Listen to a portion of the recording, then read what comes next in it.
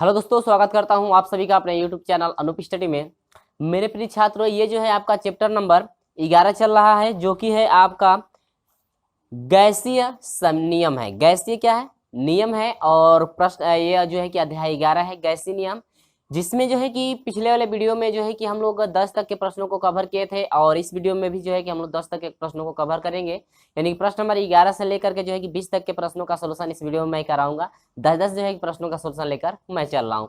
और हाँ, इस वीडियो में जो है कि शुरू से लेकर अंत तक जो है कि हमारे साथ जुड़े रहेगा, और आपको वीडियो अच्छा लगेगा तो इस वीडियो को जो है कि लाइक कर दीजिएगा, और जब आपको ज़्यादा पसंद आएगा तो अपने दोस्तों में इस वीडियो को शेयर भी कर दीजिएगा। तो चलिए दोस्तों, बात करते हैं प्रश्न नंबर 11 का। कह रहे प्रश्न नंबर 11 में ये ऑप्शनल है, ठीक है। और हाँ, जो भी मैं प्रश्न नंबर 1 में जो है कि आपको सोल्यूशन करके दिखाया था, जो फार्मूला आपको जो है कि हम सोल्यूशन करके दिखाए थे, उन फार्मूलों को आप लोग याद रखिएगा। यानी एक ही फार्मूला आपको बताया गया था, उसे आप लोग याद रखिएगा, ठीक है। तो मैं बार बार उसमें जो है प्रश्न नंबर 1 में आपको विस्तार से हम जो है समझाए थे, ताकि आपको उस प्रश्न को समझने में, यानी कि जो भी मैं फार्मूला उसको वो जो फार्मूला बताया था, आपको समझने में दिक्कत ना हो, और आपको अच्छी तरह समझ में भी आ गया था। तो चलिए इसके साथ हम लोग 11 नंबर का सवाल देखते हैं। तो 11 नंबर आपका ऑप्शनल है, तो ऑप्शनल में आपको सिर्फ टिक लगाना है, यानी कि याद रखना है क्या आपसे पूछ रहा है। देखिए, करे किसी गैस के विसरण की दर निर्भर करती है। जो गैस का विसरण की जो दर होती है, किस पे वो निर्भर करती है? आपको पता ही है कि क्वेश्चन नंबर 11 में पूछ रहा है कि गैस की जो विसरण की दर है किस पे निर्भर करती है।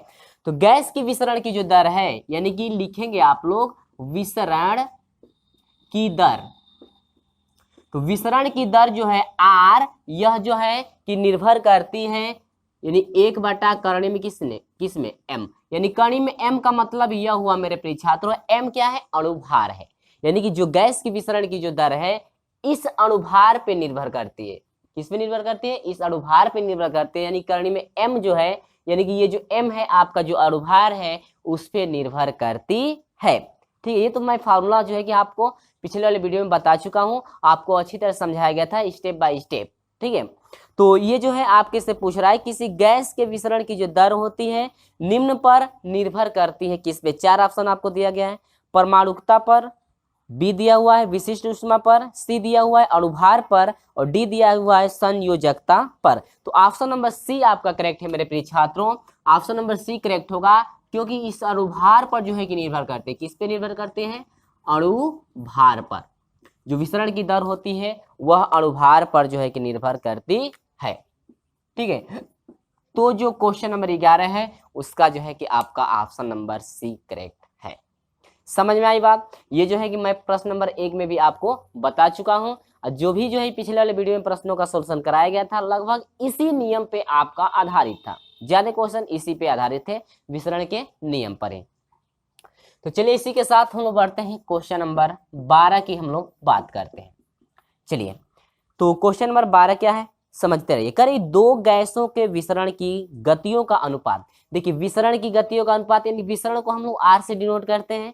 किससे डिनोट करते हैं? आर से। तो माना इसमें जो दो गैस दिया है तो R1 का मतलब, यानी दो गैस है तो एक पहला गैस हो जाएगा, एक दूसरा गैस होगा कि नहीं होगा? दो आपके गैस हैं, जो कि विसरण को हम लोग डिनोट करते हैं आर से। यानी R1 जो है आपका दे रखा है 2, क्योंकि दोनों का जो अनुपात है विसरण की गतियों का, दोनों का अनुपात दिया 2 संबंध है 3। यानी R1 का वैल्यू 2 दिया है विसरण का, और दूसरी गैस यानी कि दूसरे गैस के विसरण का जो मान दिया हुआ है 3 दिया हुआ है, ठीक है।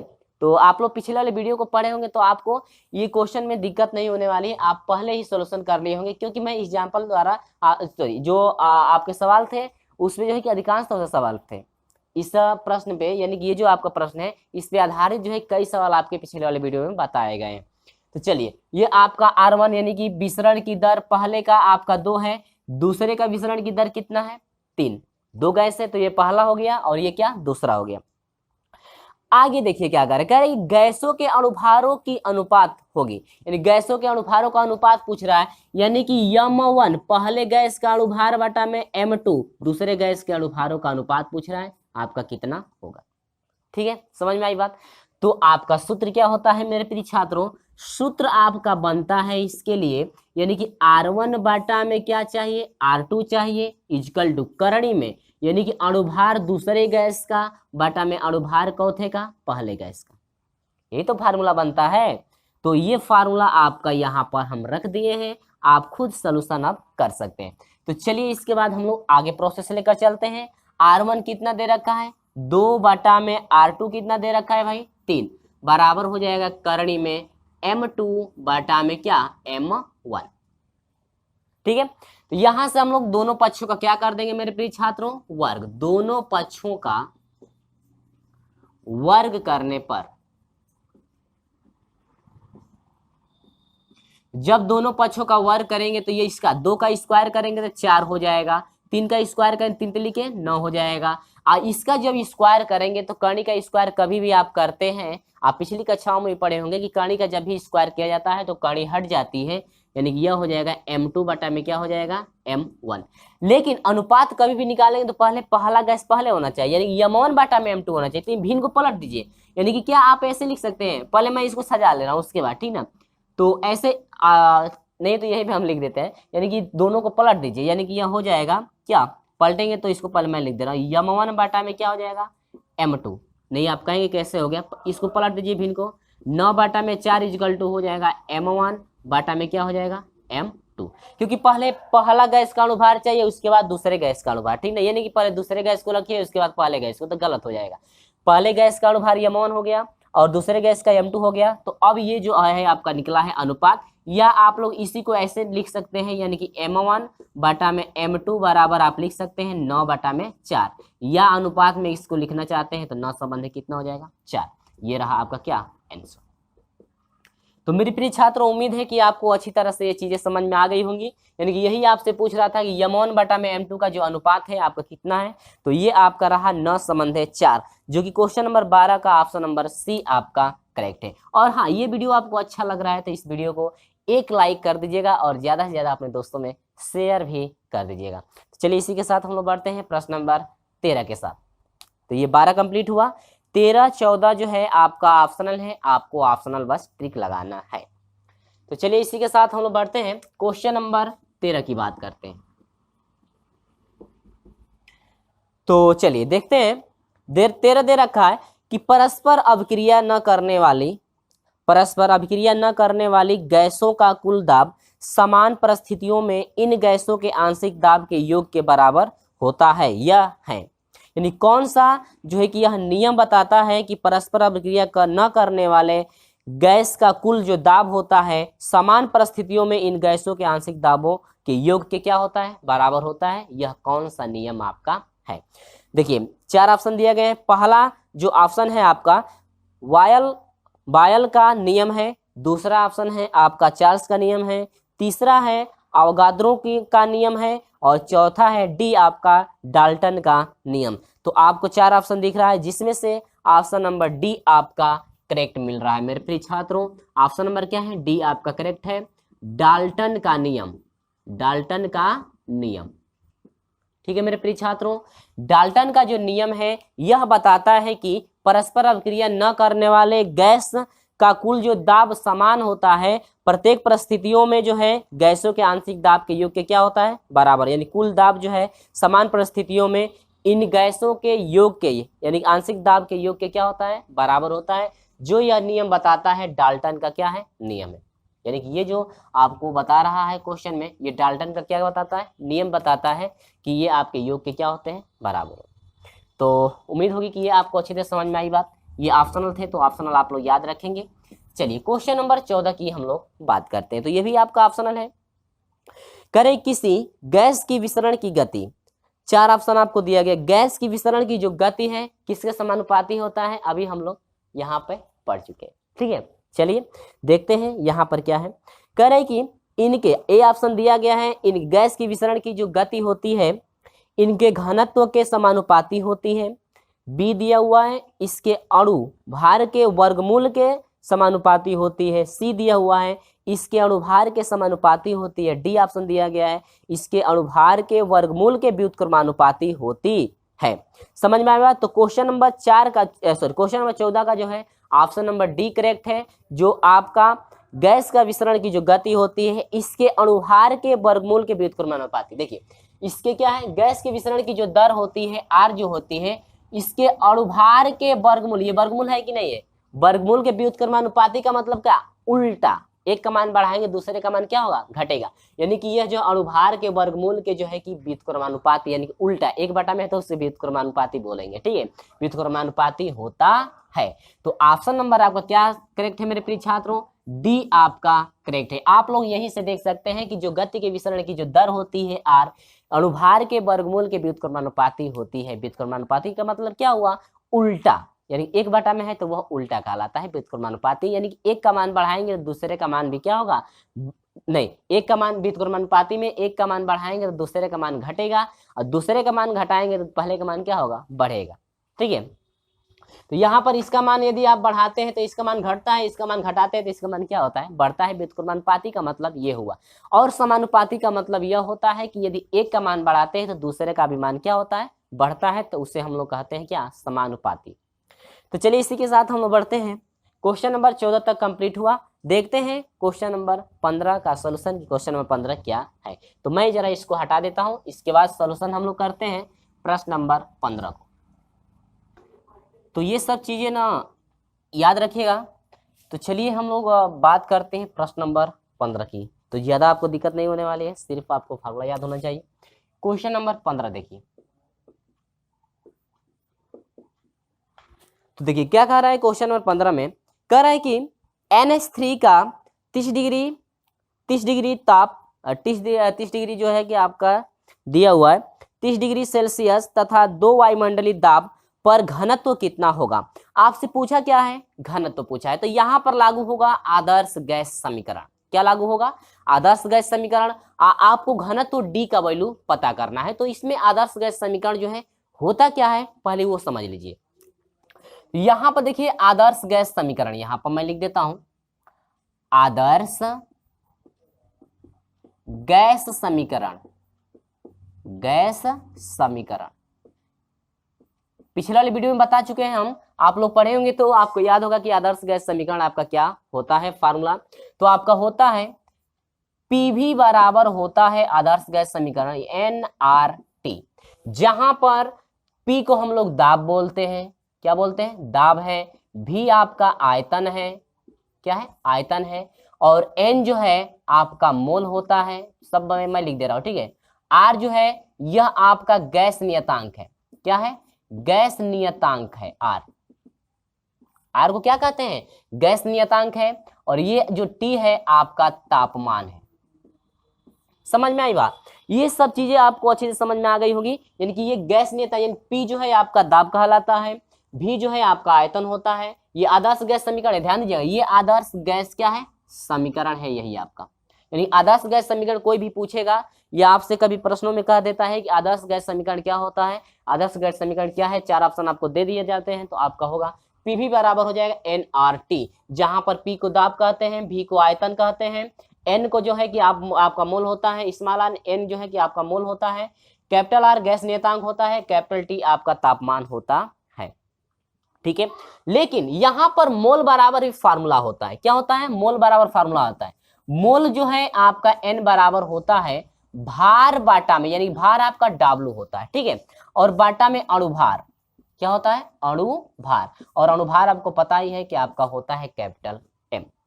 समझ में आई चीजें। लेकिन ये तो आपको, ये चीजें आपको समझ में आई, ये आपका एक फार्मूला है मोल के लिए। लेकिन अभी घनत्व पता नहीं है, इसलिए तो घनत्व आपका डी है नहीं। तो घनत्व बराबर भी फार्मूला होता है मेरे प्रिय छात्रों, आपका होता है घनत्व बराबर होता है भार, यानी कि द्रव्यमान जिसे हम लोग कहते हैं, यहाँ पर क्या लिख सकते हैं, द्रव्यमान भी बोल सकते हैं, द्रव्यमान। द्रव्यमान आपका W बाटा में आपका होता है आयतन, क्या होता है, आयतन, यानी कि आपका क्या, यानी कि घनत्व जो है आपका D बराबर होता है मेरे प्रिय छात्रों द्रव्यमान W बाटा में आयतन क्या होता है, V। बस इतना आपको ठीक है। अब कुछ नहीं करना है, बस इसी में वैल्यू हम लोग को पुट कर देना है। पुट करके जो है कि हम लोग फार्मूला आसानी से बना लेंगे। देखिए यहां पर हम लोग आते हैं, देखिए P है ना, तो P तो आपका वैसे ही रहेगा, तो P भी बराबर हो जाएगा N। एन की जगह पर आप लिख सकते हैं डब्ल्यू अपान क्या लिख सकते हैं एम, इंटू आपका हो जाएगा आर टी। आर टी होगा कि नहीं होगा, यहां से आप ऐसे कर सकते हैं इंटू आर टी, ऐसे भी आप लिख सकते हैं। ठीक है, तो क्यों भाई, क्योंकि मोल बराबर इतना होता है तो एन की जगह पर उतना हम लोग रख सकते हैं। अब यहां पर बात करते हैं P बराबर, यदि V को आप यहां से हटाना चाहते हैं, V को हटाएंगे तो इसका क्या लग जाएगा, बटा लग जाएगा, यानी कि यह ऐसे हो जाएगा W बटा में V इंटू आपका हो जाएगा M, यह हो जाएगा आर टी बटा में M। अलग अलग कर सकते हैं ऐसे, ठीक है। अलग क्यों किए, अब आप दूसरे सर अलग क्यों किए, देखिए P जो यहाँ पर गुणांक है तो गुणांक हटेगा तो इसका बटा लगेगा पूरे का, यानी कि W अपान आप भी लिख सकते हैं और M जो है इसके साथ बटा लगा दीजिए, यानी कि आर टी बटा में क्या M। ठीक है, क्योंकि जब W अपान जहां पर भी होगा, W अपान जहां पर भी होगा वहां पर D आप लिख सकते हैं, इसलिए जो है कि W को यानी कि V को जो है कि W के साथ मैं ले गया हूं, क्योंकि ये जो V हटेगा तो ये पूरे का बटा आप भी लगा सकते हैं, कोई दिक्कत नहीं, लेकिन W अपान जो V है यहाँ पर आप लोग को समझ में आ जाएगा कि W अपान V जो है किसके बराबर है, D के। तो यहाँ पर आप अब लिख सकते हैं P बराबर लिख सकते हैं W अपान V, यानी कि द्रव्यमान बटा में आयतन, यह जो है आपका घनत्व का होता है तो D हो जाएगा, इंटू हो जाएगा आर टी बटा में क्या हो जाएगा M। अब हर हाल में आपको D का मान निकालना है, तो D का मान निकालेंगे तो यहाँ से D बराबर हो जाए, ये हटेगा तो पूरा इसका बटा लगेगा, अब बटा लगेगा तो ये हो जाएगा P बटा में हो जाएगा क्या आर टी बटा में क्या हो जाएगा M। अब ये भिन्न पलटेगी तो M ऊपर चला जाएगा, यानी कि यहाँ से आपका अब हो जाएगा, यहाँ से अब हो जाएगा आपका D बराबर हो जाएगा PM बटा में क्या हो जाएगा आर टी। समझ में आई बात, तो ये आपका प्रोसेस इतना बनाना पड़ रहा है, ठीक ना, ताकि आपको अच्छी तरह समझ में आए, स्टेप बाय स्टेप मैं बताया हूं, यानी कि या आप लोग घनत्व D बराबर ऐसे लिख सकते हैं PM बटा में क्या आर टी, घनत्व D उधर है तो मैं इधर कर दिया हूं, ये आपका बन गया क्या घनत्व के लिए फार्मूला, यानी कि D जो है घनत्व है आपका, P आपको पता ही है कि दाब होता है, M आपको पता ही है कि वो क्या होता है आपका M अणुभार होता है, R तो आपको पता ही है कि गैस नियतांक होता है, जो कि R का वैल्यू भी होता है, जो कि R का वैल्यू होता है गैस नियतांक 0.0, मैं लिख दे रहा हूँ 0.082 आपका होता है गैस नियतांक AR का वैल्यू। ठीक है, तो यहाँ पर हम लोग वहां पे मान रखेंगे तो हम लोग पुट कर लेंगे, कोई दिक्कत नहीं है। तो ये आपको समझ में आई बात कि घनत्व D बराबर इतना कहाँ से आपका आया है, ठीक है। तो यहाँ से घनत्व D के लिए बस फार्मूला बनाने के लिए हम लोग गैस समीकरण में ये मान रखे हैं, तो ये सब चीजें आपको याद होनी चाहिए, तभी आप फाइंड कर सकते हैं। तो चलिए इसी के साथ देखते हैं क्या क्या दिया हुआ है। देखिए दिया है क्या क्या, समझते रहिए। यहां पर मैं लिख दे रहा हूं दिया है क्या क्या, तो यहां पर हम लोग लिख देते हैं दिया है क्या क्या दिया है, समझते रहिए। क्वेश्चन में दे रहा है कि NH3 का 30 डिग्री, NH3 का पहले अणुभार निकाल लीजिए, अणुभार किसका NH3 का, जब अणुभार निकालेंगे तो NH3 का अणुभार हो जाएगा आपका N का जो है कि 14 होता है, आप प्लस हाइड्रोजन का 1 होता है गुणे 3, तो 3 एकम 3, 14 3 कितना हो जाएगा 17, अणुभार 17 आया। टेम्परेचर की बात कर लें, तापमान T बराबर आपका दिया हुआ है 30 डिग्री दिया हुआ है ना, 30 डिग्री सेल्सियस, लेकिन हम लोग को टेम्परेचर कभी भी डिग्री में नहीं चाहिए, केल्विन में चाहिए। किस में चाहिए, केल्विन में। केल्विन में बदलने के लिए आपको पता है कि 273 जोड़ा जाता है, तो आपका हो जाएगा 30 + 273 बराबर हो जाएगा 3 हो जाएगा, और ये हो जाएगा 7 3 10 को 0 हो जाएगा, 2 और 1 कितना 3, 303 केल्विन। क्योंकि पिछले वाले वीडियो में हम लोग बदले थे, कभी भी डिग्री में होगा तो उसको बदलना पड़ेगा किसमें, केल्विन में। और यहाँ पर देखिए जो दाब P दिया हुआ है, दाब P जो है वायुमंडलीय दाब कितना है 2 है, वायुमंडलीय दाब जो P है आपको कितना है 2, और गैस नियतांक जो R का मान है आप रख सकते हैं 0.08। ठीक है मेरे प्रिय छात्रों, 82 कर दीजिए, 0.082। इतना समझ में आई बात ना। तो ये जो है सभी वैल्यू पता हो गया है और आसानी से हम लोग इसमें अब मान रख करके हल कर सकते हैं। तो D बराबर हो जाएगा P, यानी कि दाब कितना है आपका 2 है, अणुभार कितना है आपका 17 बटा में R नियतांक कितना है आपका 0.082, जो कि आपका यह गैस नियतांक होता है। और टेम्परेचर की बात कर ले, टेम्परेचर है आपका 303 केल्विन, 303 केल्विन है। D बराबर हो जाएगा मेरे प्रिय छात्रों 17 दूनी के 34 हो जाएगा बटा में। आज जब इनका मल्टीप्लाई करेंगे तो मैं लिख दे रहा हूं डायरेक्ट हो जाएगा 24.846, हो जाएगा 24.846 कितना 6। और इसको आप यदि 24.846 को यदि डिवाइड करते हैं तो आपका हो जाएगा 1.368, 1.368 ये होगा ग्राम प्रति लीटर, यानी कि यह हो जाएगा ग्राम प्रति लीटर। क्योंकि जो भी आपका घनत्व डी का वैल्यू डी का जो मात्रक दे रखा है ग्राम प्रति लीटर में आपका दे रखा है, ठीक है ना। तो यहां पर चलिए आगे बढ़ते हैं, डी बराबर हो जाएगा पॉइंट के यानी कि दशमलव के 2 स्थान तक ले चलिए। दशमलव कितने स्थान तक? 2 स्थान तक। क्यों ले जाना पड़ रहा है दशमलव के 2 स्थान पर? क्योंकि जो भी आपका ऑप्शन दे रखा है मेरे प्रिय छात्रों, दशमलव के 2 अंक तक जो है कि आपका वैल्यू दिया हुआ है। तो दशमलव को जब 2 अंक तक ले चलेंगे तो 1 2 यहां तक जब मान रखेंगे तो देखना है कि तीसरा अंक 5 है या 5 से अधिक। यदि 5 रहेगा या 5 से अधिक रहेगा तो 1 अंक इसके पीछे वाले में क्या होगा? जुड़ जाएगा। तो ये 8 है, 5 से अधिक है तो इसमें एक अंक जुड़ जाएगा। 1.37 आपका हो जाएगा ग्राम प्रति क्या लीटर। समझ में आई बात? ये रहा आपका मेरे प्रिय छात्रों क्या आंसर, ठीक है। तो ये आपका क्या रहा घनत्व के लिए जो है कि इतना जो है कि आपको झमेला करना पड़ा, क्योंकि जब तक हम लोग को पता नहीं रहेगा फार्मूला तब तक हम लोग हल नहीं कर सकते हैं। तो ये आपका फार्मूला पे डिपेंड था, जो कि गैस समीकरण आपको याद होना चाहिए कि यानी आदर्श गैस समीकरण होता क्या है और मोल बराबर क्या होता है, घनत्व डी बराबर क्या होता है। उसके बाद रख करके हम लोग जो है घनत्व के लिए फार्मूला हम लोग बना लिए हैं, यानी कि घनत्व डी बराबर होता है PM बटा में RT। तो इस पे जो है कि हम लोग रख करके सभी वैल्यू फाइंड कर लिए हैं। और हाँ, गैस नियतांक जो है आपका R का मान पता होना चाहिए, याद कर लीजिएगा 0.082 आपका होता है। तो मेरे प्रिय छात्रों हम लोग ऑप्शन की बात कर लें तो प्रश्न नंबर 15 का जो है ऑप्शन नंबर जो है 1.37 ग्राम प्रति litre, option number a correct मिल रहा है। ऑप्शन नंबर क्या है? ए आपका करेक्ट है। तो चलिए इसी के साथ हम लोग बढ़ते हैं, प्रश्न नंबर 15 तक कंप्लीट हुआ। प्रश्न नंबर 16 तक देखिएगा, प्रश्न नंबर 16 आपका क्या दे रखा है। तो चलिए इसी के साथ हम लोग बढ़ते हैं प्रश्न नंबर 16। तो चलिए दोस्तों बढ़ते हैं प्रश्न नंबर 16 की तरफ, जो कि प्रश्न नंबर 16 जो है आपका ऑप्शनल है। चलिए देखते हैं, कर रहे क्वेश्चन नंबर 16 कि मेथेन से भरे एक गुब्बारे को, यानी कि एक गुब्बारा है जिसमें मेथेन भरा गया है, मेथेन से भरे एक गुब्बारे को एक नुकीली बिंदु वाली सुई से छेद करे तो छेद कर उसे तुरंत समान दाब पर हाइड्रोजन के तालाब में डुबा दिया जाता है कुछ समय पश्चात गुब्बारा क्या होगा।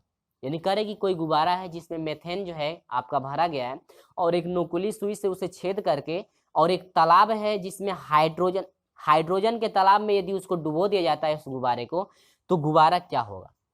ऑप्शन 4 आपको दिए गए हैं, गुब्बारा छोटा हो जाएगा, बी ऑप्शन दिया हुआ है गुब्बारा बड़ा हो जाएगा, सी ऑप्शन दिया गया है पूरी तरह से पिचक जाएगा गुब्बारा, डी ऑप्शन दिया गया है अनंत समय में पिचकेगा। ठीक है, तो आपका जो है इसमें ऑप्शन की बात कर लें तो हम लोग का ऑप्शन नंबर जो है, जो हम लोग का ऑप्शन है ऑप्शन नंबर बी करेक्ट होगा, बड़ा हो जाएगा। ऑप्शन नंबर क्या होगा? बी करेक्ट हो जाएगा, यानी कि बड़ा हो जाएगा, बड़ा हो जाएगा।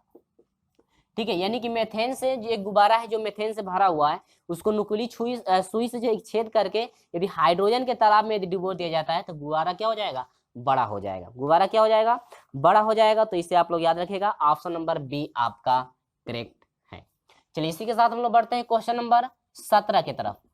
चलिए ध्यान दीजिएगा, क्वेश्चन नंबर 17 में क्या क्या दिया हुआ है मेरे भाई। दिया हुआ है 24 मिली H2, 24 मिली H2 दिया हुआ है, यानी कि आयतन दिया हुआ है, यानी कि VH2, यानी कि जो है आयतन दिया हुआ है H2 का आपका 24 मिली। क्या दिया हुआ है? 24 मिली आपका आयतन दे रखा है। इसके बाद दिया है विसरण, यानी कि विसरण जो है, विसरण की जो दर है 100 सेकेंड में होती है, यानी कि टाइम इसका दिया हुआ है, यानी कि टाइम दिया हुआ है H2 का, टाइम जो दिया हुआ है 100 सेकेंड दिया हुआ है। कितना सेकेंड? 100 सेकेंड दिया हुआ है, ठीक है ना। इसके बाद दिया हुआ है क्या, उसी समय में, देखिए टाइम जो है वही है, टाइम जो है आपका वही है, टाइम कह रहा है कि उसी समय, यानी कि वही टाइम यदि लेते हैं SO2 में, यानी कि जो टाइम है SO2 में भी टाइम वही है, यानी कि 100 सेकेंड लिया जाएगा SO2 में, तो ये बताइएगा SO2 का आयतन कितना हो जाएगा।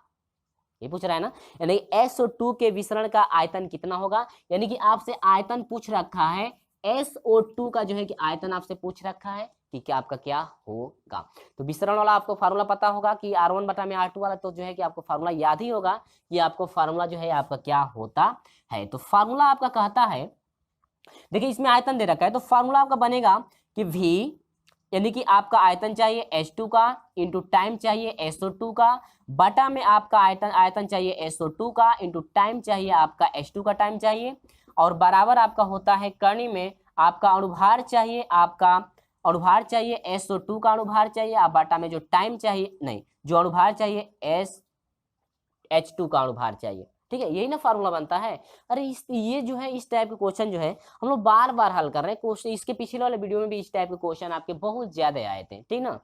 तो चलिए इसी के साथ हम लोग बढ़ते हैं आगे। अब सबसे पहले आपको क्या निकालना होगा, सबसे पहले तो इसका H2 का जो है कि आपको अनुभार निकालना होगा। H2 का अनुभार पता ही है आपका कितना होता है, तो अनुभार H2 का आपका हो जाएगा क्या, यानी कि M, अनुभार जो है आपका H2 का, अनुभार आप निकालेंगे H2 का, तो ये हो जाएगा 1 गुणे 2 बराबर कितना हो जाएगा 2। अनुभार इसका 2 आ गया H2 का।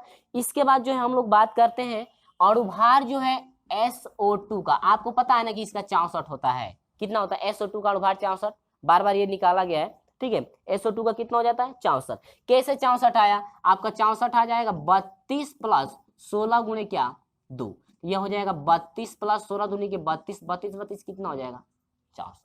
ठीक है, ये सब पता हो गया। तो बस इसी में क्या कर देना है, पुट करना है, ज्यादा आपको दिक्कत होने वाली नहीं। चलिए आयतन जो है H2 का आयतन कितना है 24 मिली है, टाइम कितना है आपका 100 है, बट्टा में आयतन पूछ रहा है SO2 का। ठीक है, SO2 का क्या पूछ रहा है आयतन, SO2 का आयतन गुणे आपका समय, तो आपका वही है, इसका भी गुणे अंडरवुड में आप आ जाइए, यानी कि अनुभार आपका SO2 का अनुभार चाहिए जो कि आपका 64 दे रखा है, और हाइड्रोजन का भी अनुभार चाहिए जो कि आपका 2 दे रखा है। कटाइए कितना हो जाएगा 32, 100 से 100 क्या हुआ कट गया, यानी कि हो जाएगा 24 बटा में आयतन SO2 का बराबर आपका हो जाएगा करनी में कितना 32। और ये करनी में 32 का आपको वर्गमूल पता होगा, नहीं पता है तो मैं बता देता हूं वर्गमूल, यानी कि 24 बटा में आपका हो जाएगा SO2 बराबर हो जाएगा, जो आपका 32 का जो वर्गमूल होगा ना, मैं लिख ले रहा हूं, 32 का जो वर्गमूल होगा 5.65, 5 कितना होगा 65, यहां से तिरिया गुणा कर देंगे तो ये इसके साथ जाएगा, यानी कि 5.65 VSO2 बराबर हो जाएगा क्या 24, और यहां से VSO2 का ये गुणांक हटेगा तो इसका बटा लग जाएगा, यानी कि आयतन जो है सल्फर डाइऑक्साइड का बराबर हो जाएगा 24 बटा में आपका हो जाएगा 5.65। अब यहां से VSO2 बराबर हो जाएगा मेरे प्रिय छात्रों 24 बटा में 5.65 को यदि कटाएंगे तो आपका हो जाएगा 4.24 आपका क्या होगा मिली, इतना जो है आपका आयतन होगा सल्फर डाइऑक्साइड। ये सब चीजें समझ में आ गई होंगी अच्छी तरह से कि जो है सवाल कैसे सॉल्यूशन कराया गया है, ठीक है ना। और हाँ, वीडियो आपको अच्छा लग रहा है तो इस वीडियो को ज्यादा से ज्यादा जो है आप जो है कि अपने दोस्तों में इस वीडियो को शेयर भी कर दीजिए। तो चलिए इसी के साथ हम लोग बढ़ते हैं, और हाँ हम लोग ऑप्शनल की थोड़ा बात कर लें तो ऑप्शन नंबर जो है आपका 17 है ना, 17 का जो ऑप्शन नंबर है 4.24, ऑप्शन नंबर 17 का जो है ऑप्शन नंबर डी करेक्ट है। ऑप्शन नंबर क्या है डी आपका करेक्ट है। तो ये रहा मेरे प्रिय छात्रों प्रश्न नंबर 17 का सलूशन। इसी के साथ हम लोग बढ़ते हैं प्रश्न नंबर 18 की तरफ कि प्रश्न नंबर 18 का जो सलूशन है आपको कैसे करना है। तो चलिए हम लोग देखते हैं इसी के साथ प्रश्न नंबर जो है आपका 18 का सलूशन कि प्रश्न नंबर 18 का सलूशन क्या है। ज्यादा दिक्कत होने वाली नहीं है, बस सेम प्रोसेस आपका यही चलेगा। बस घनत्व दिया हुआ है तो घनत्व दिया हुआ है तो कुछ नहीं करना है। आपको पता ही है कि जो घनत्व होता है अणुभार का आधा होता है, और यदि घनत्व दिया हो और अणुभार पता करना हो तो घनत्व का दोगुना कर देते हैं तो पता चल जाता है क्या हम लोग को अणुभार पता चल जाता है। तो ये फार्मूला मैं पिछले वाले वीडियो में बता चुका हूँ, इसलिए जो है कि आप हर एक वीडियो को देखते चलिए ताकि कोई सी भी प्रश्न में दिक्कत ना हो। क्योंकि पिछले वाले वीडियो में जब हम बताए थे घनत्व वाला जो सवाल एक चला था उसे आप देखे होंगे ना, तो प्रश्न नंबर 18 का खुद सलूशन आप कर लेंगे। तो चलिए इसी के साथ मैं इस वीडियो में भी बता देता हूं प्रश्न नंबर 18 का जो सलूशन है आपको कैसे करना है। तो देखिए प्रश्न नंबर 18 आपका कैसे सोल्यूशन कराया जाएगा। तो चलिए इसी के साथ हम लोग बढ़ते हैं प्रश्न नंबर 18 में। कह रहे हैं कि यदि क्लोरीन का वाष्प घनत्व, देखिए क्लोरीन का वाष्प घनत्व दिया हुआ है, आपका दिया हुआ है वाष्प घनत्व 36। तो आपको पता है ना कि कभी भी वाष्प घनत्व देता है तो उसका आपको अनुभार पता करना है, तो बस उसका दुगुना कर दीजिए। और अनुभार दिया है और वाष्प घनत्व आपको पता करना है, तो वाष्प घनत्व अनुभार दिया है, वाष्प घनत्व पता करने के लिए अनुभार का सिर्फ क्या कर दीजिए, आधा कर दीजिए। लेकिन यहाँ पर वाष्प घनत्व दिया हुआ है तो अनुभार निकालेंगे आप। देखिए इसका वाष्प घनत्व दिया हुआ है कितना, 36। वाष्प घनत्व 36 दिया हुआ है, मैं लिख देता हूं वाष्प घनत्व। जब वाष्प घनत्व जो डी है आपका 36 दिया हुआ है, किसका, क्लोरीन का है ना, तो अनुभार निकालना है Cl का।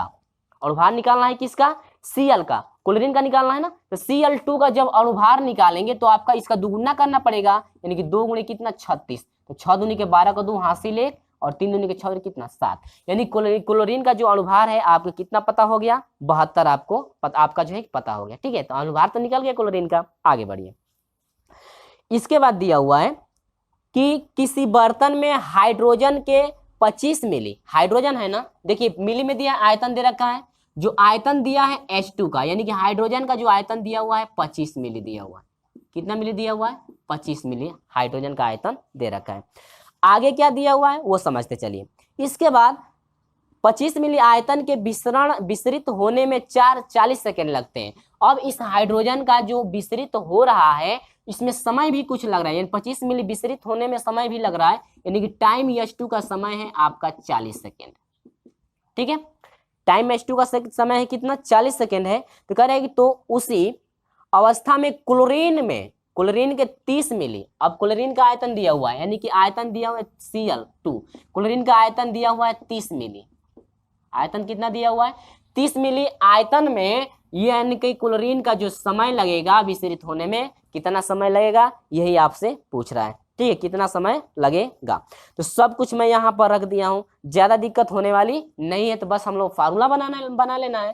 तो चलिए फार्मूला क्या बनेगा, फार्मूला बनेगा भी, यानी कि आयतन आपका चाहिए H2 का आयतन चाहिए, इंटू टाइम चाहिए Cl2 का, बटा में आयतन चाहिए Cl2 का, इंटू टाइम चाहिए H2 का, इक्वल टू यही होता है करनी में अनुभार चाहिए Cl2 का, और बटा में आपका अनुभार चाहिए किसका, H2 का। बस फार्मूला तो बन गया। ठीक है, बस आपको जानते हैं क्या, बस फार्मूला याद रखिए। बस लगभग सभी सवाल आपके उसी टाइप के हैं। तो इसमें जो है कि आपके अभी कई जो है कि सवाल आ चुके हैं, और पिछले वाले वीडियो में भी इस टाइप के कई सवाल आ चुके थे। चलिए इसी के साथ हम लोग हल करते हैं। अब आपका आयतन दिया हुआ H2 का, H2 का आयतन कितना दे रखा है, 25, बस रखते चलिए, गुणे टाइम क्या दे रखा है, 40 दे रखा है, कोई दिक्कत नहीं है। बटन सॉरी, टाइम H2 का नहीं चाहिए ना, Cl2 का टाइम चाहिए, गड़बड़ हो गया। तो Cl2 का टाइम क्या है, टाइम तो आपको निकालना है Cl2 का, सॉरी टाइम जो है पता करना है आपको, Cl2 का आपको टाइम पता करना है। ये चीज समझ में आ रही है ना, ज्यादा दिक्कत नहीं होगा, बस इसी पे रख देना है। और आपका आयतन जो है क्लोरीन का आयतन कितना है, 30 मिली, तो यहाँ पर रख देंगे क्या, 30 मिली, गुणे टाइम कितना है, H2 का टाइम कितना है, 40। ठीक है, अब यहां पर हो जाएगा बराबर करणी में आपको जो है कि क्लोरीन का जो है कि अनुभार चाहिए, क्लोरीन का अनुभार कितना दिया हुआ है, 72 दिया हुआ है। और हाइड्रोजन, यानी कि हाइड्रोजन का अनुभार चाहिए, तो हाइड्रोजन का अनुभार आपको पता ही है कितना होता है, 2, अभी निकाले है ना। हाइड्रोजन का अनुभार कटा दीजिए, तो 2 3 6, और इसके बाद 6 दूनी के 12, 36 हो जाएगा। अब यहाँ पर बात करते हैं, कटाइएगा, यहाँ से 5 से कटेगा तो 5 5 25 हो जाएगा, और 5 8 40, 5 6 30, और ये हो जाएगा टाइम Cl2 का, क्लोरीन का जो टाइम आपका निकलेगा, 8 6 48 हो जाएगा, बराबर, और ये वर्गमूल है ना, तो 36 का वर्गमूल कितना होगा, 6, फिर ये क्या कर दीजिए, गुणा, यानी कि क्लोरीन का, यानी कि जो टाइम निकलेगा Cl2 का, तो 8 6 48 को 8, 8 6 48 को 8 हासिल 4, तो 4 6 24, 24 4 कितना हो जाएगा, 28, इतना सेकेंड, यानी कि इतना जो सेकेंड है आपका समय लगेगा। समझ में आई बात, यानी कि जो क्लोरीन का टाइम है, यानी कि 30 मिली क्लोरीन जो है आपको विसरित होने में टोटल जो समय लगेगा, आपका विसरित होने में 30 मिली क्लोरीन जो है विसरित होने में टोटल समय लगेगा 288 सेकेंड। 200 कितना सेकेंड, 88 सेकेंड जो है आपका विसरित में समय लगेगा। समझ में आई मेरे प्रिय छात्रों। चलिए इसके बाद ऑप्शन की हम लोग बात करते हैं। तो 18 नंबर का ऑप्शन नंबर सी करेक्ट मिल रहा है। 18 नंबर क्या है, सी आपका करेक्ट। ज्यादा दिक्कत नहीं है, बस एक ही फार्मूले पे लगभग सभी सवाल जो है सोल्यूशन कराए जा रहे हैं, और एक जो है कि आपका गैस आदर्श गैस समीकरण पे सोल्यूशन कराया गया है। तो चलिए दिक्कत नहीं होगी किसी भी प्रश्न में, क्योंकि सिर्फ जो है कि आपको फार्मूला याद रखना है, जो भी मैं इसके पिछले वाले वीडियो में आपको फार्मूला समझाया हूं। तो चलिए इसी के साथ हम लोग बढ़ते हैं। अब क्वेश्चन नंबर बात करते हैं 19 का। तो क्वेश्चन नंबर 19 में क्या आपको देख करना है, ध्यान दीजिएगा। बस क्वेश्चन नंबर 19 बहुत ही सिंपल है। यहाँ पर इसको मैं हटा देता हूं, ठीक है। और हाँ, आपको यदि वीडियो पसंद आ रहा है तो इस वीडियो को लाइक कर दीजिएगा और अपने दोस्तों में इस वीडियो को शेयर भी कर दीजिएगा, ठीक है। चलिए देखते हैं प्रश्न नंबर 19 क्या करें कि दो गैसों के विसरण की गतियों का अनुपात। हाँ, अभी जो है क्वेश्चन नंबर 12 पढ़ाए हैं आपको, क्वेश्चन नंबर 12 का सॉल्यूशन कराए, सेम सवाल आपका वही है, ठीक है। करें कि दो गैस है जिसका विसरण की दर आर होती है ना, तो पहली गैस का यानी कि R1 जो है, पहली गैस का जो विसरण है R1, इसका दिया हुआ है अनुपात कितना दिया, 4:6 दिया हुआ है ना, तो पहले का 4 है और दूसरे गैस का जो विसरण की दर है आपका कितना है, 6।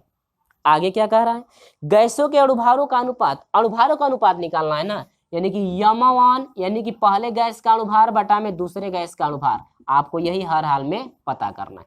तो कोई दिक्कत नहीं है। फार्मूला क्या बनता है विसरण के लिए, R1 यानी विसरण पता हो तो R1 बटा में R2 बराबर होता है, करणी में आपका होता है मेरे प्रिय छात्रों, अणुभार दूसरे का चाहिए, बटा में अणुभार कितने का, पहले का।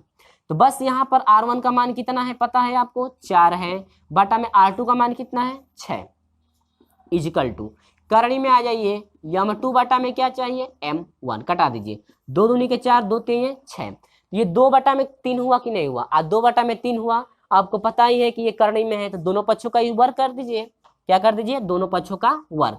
तो दोनों पक्षों का जब वर्ग करेंगे तो 2 दूनी के 4 हो जाएगा, बटा में 3 लिखे 9 बराबर, ये वर्ग करेंगे तो करणी आपकी हट जाएगी, तो यह हो जाएगा M2 बटा में क्या, M1। लेकिन आपको अनुपात चाहिए M1 बटा में M2 ना, लेकिन यहाँ पर उल्टा है, दोनों भिन्न को पलटिए, तो यह हो जाएगा आपका M1, यानी कि ऐसे यही में पलट दीजिए तो यह हो जाएगा 9 बटा में 4 इजिकल टू हो जाएगा M1 बटा में क्या हो जाएगा, M2, ठीक है। दोनों भिन्न पलटना पड़ेगा, ये नहीं खाली इसको पलट दीजिए इसको छोड़ दीजिए तो आपका गलत हो जाएगा, ठीक है। दोनों भिन्न को क्या करेंगे हम लोग, पलटेंगे। तो यहाँ पर घुमा सकते हैं, इसको पहले लिख दीजिए, यानी कि M1 बटा में जो M2 का मान है आपका आया 9 बटा में 4, या अनुपात में निकलना चाहते हैं तो 9 संबंध कितने का, 4 का, यही आपका क्या है, अनुपात।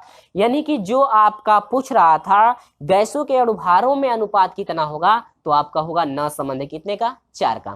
तो ये रहा मेरे प्रिय छात्रों आपका आंसर, ठीक है। कोई दिक्कत नहीं है, क्वेश्चन नंबर 12 के जैसा ये सवाल था, तो आप लोग खुद सोल्यूशन कर लिए होंगे। और हाँ, क्वेश्चन नंबर 19 का ऑप्शन की बात कर ले तो 9 संबंध 4, ऑप्शन नंबर जो है आपका बी यहाँ पर करेक्ट मिल रहा है।